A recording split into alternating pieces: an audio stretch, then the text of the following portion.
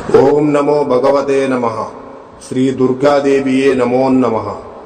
రక్త తర్పణ చేతబడి మీ శత్రువులు గాని, మీరంటే గిట్టని వాళ్ళు గాని, మిమ్మల్ని వేధించే వాళ్ళని గాని వాళ్ళ ఫోటో పేర్లతో రక్త తర్పణం చేసి ఒక ఆత్మని మా ఆధీనంలో చేసుకొని మీ శత్రువుల వంటి మీదకు పంపించి మీ చేతికి మట్టి అంటకుండా, మీ పేరు బయటికి రాకుండా వాళ్ళ అంతటా వాళ్ళనే అంతం చేసుకునేలా చేస్తాము.